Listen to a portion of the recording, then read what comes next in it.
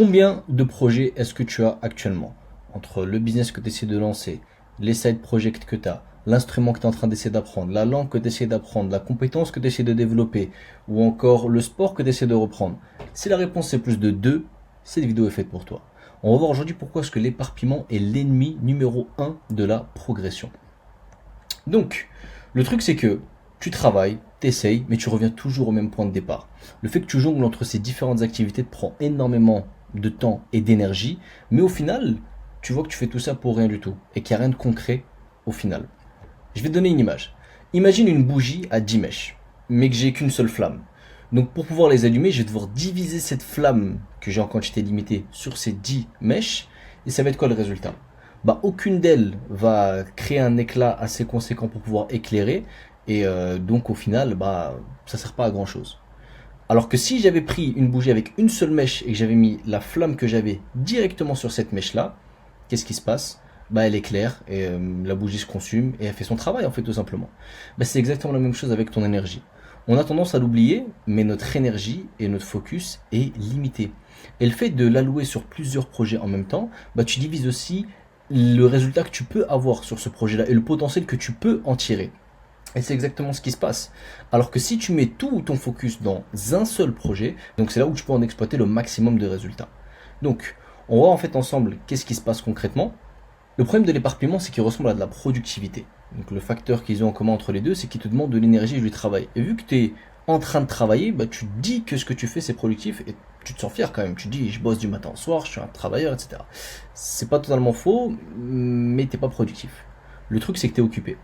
Tu es actif mais pas productif. Quelle est la différence entre les deux? Les résultats qu'ils apportent.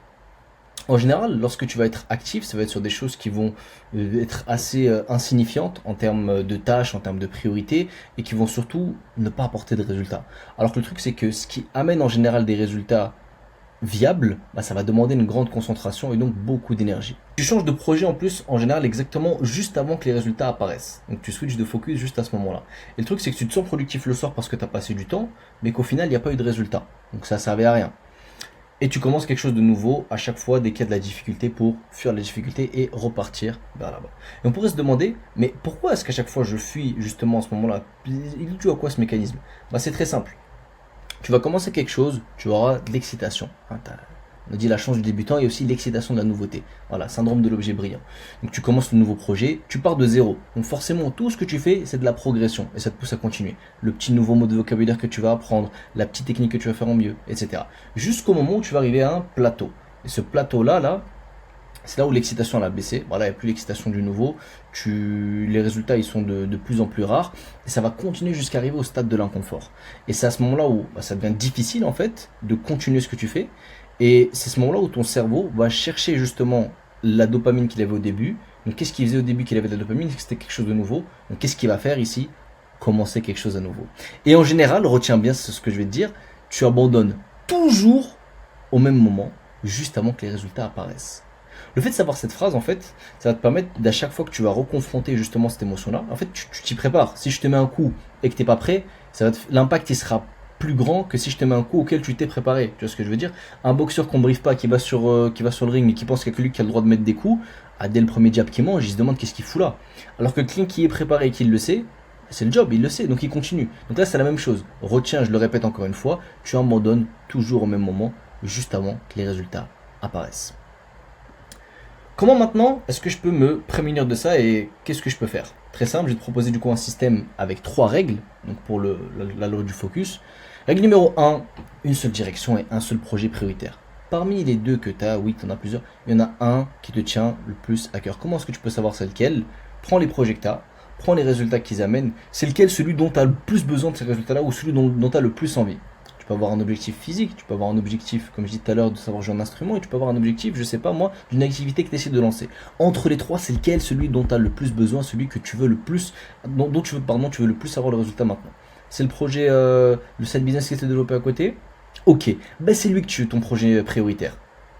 C'est celui en fait avec lequel tu dois tout faire en sorte pour que lui, il passe avant tout le monde. Lui, quand il est sur la route, tu vois le panneau prioritaire, à chaque intersection, il regarde ni à gauche ni à droite, il sait qu'il doit passer devant. C'est la même chose. Toute ton énergie, tu dois la mettre dans ce projet-là. Et après, une fois que tu as rempli les tâches pour ce projet-là, là, tu peux aller voir les autres.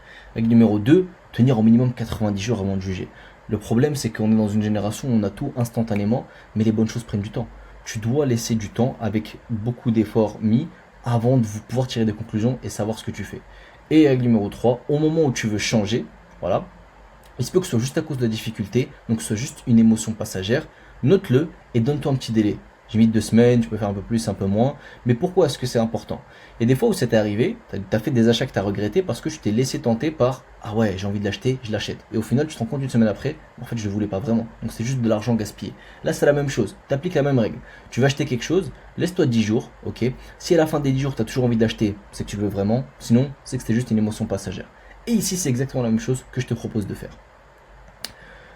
Maintenant, comment est-ce que tu peux faire ton auto-diagnostic pour savoir si toi, dans ta situation actuelle, tu t'éparpilles ou pas? Bah très simple, si tu coches plus de 3 de ces cases, ou même 3, c'est que tu t'éparpilles. Donc que ce soit avoir plus de 2 projets actifs en parallèle, ne pas avoir de créneau de deep work fixe et protéger chaque matin. J'ai mis le matin parce que c'est le moment où tu as le plus d'énergie, le moment où tu es le plus vide dans ta tête et que tu es le plus prêt à travailler. Mais si tu travailles autre le matin, t'adaptes. Tu changes souvent de direction quand ça devient dur. Tu as commencé quelque chose de nouveau dans les 30 derniers jours sans finir l'ancienne et tu es occupé toute la journée, mais tu ne peux pas citer un seul résultat concret de la semaine. Donc voilà, si tu coches 3 ou plus, c'est que tu t'éparpilles. Enfin, pour faire un bref résumé, ce qu'il faut retenir, c'est que l'éparpillement ressemble à du travail, mais c'est son ennemi direct. L'un pour du résultat, l'autre te donne l'impression d'en avoir. Donc te dis pas, je me sens productif. Dis-toi concrètement, quel résultat est-ce que tu as actuellement. Voilà, donc c'est juste ça qui va te définir si actuellement tu es productif ou non. 2, ton focus et ton énergie sont limités.